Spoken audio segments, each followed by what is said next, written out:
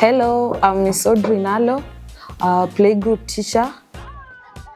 We went for a trip to Village Market and we started our morning by boarding the buses where the children were so excited to go and see the fun games that are there.